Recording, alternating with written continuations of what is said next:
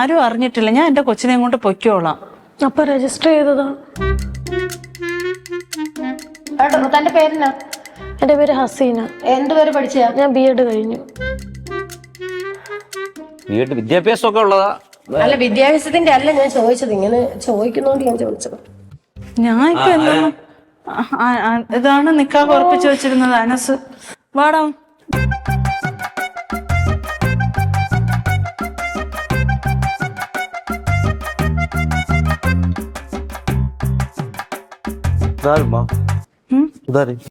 ഞാൻ പെങ്ങളാണ് ഇവന്റെ.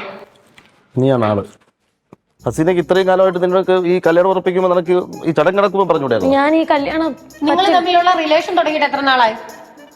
എത്ര മാസമായി? അല്ല നിക്ക് അത് അവൻ പറയട്ടെ. എത്ര മാസമായി? 2 കൊല്ലമായി. 3 കൊല്ലോ? 1 കൊല്ലമായി. 1 കൊല്ലം?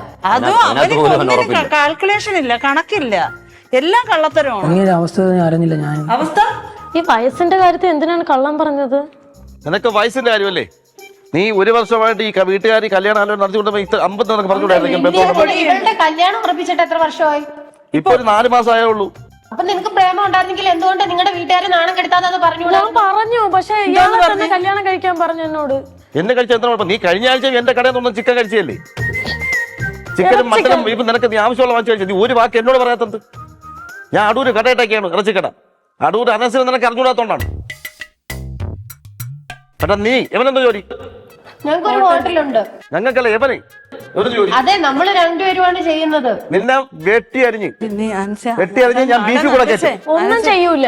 ഒന്നും ചെയ്യൂലേ? ഒന്നും ചെയ്യൂല. നീ അടങ്ങ്. വെട്ടിയതിനൊക്കെ പിന്നല്ലേ.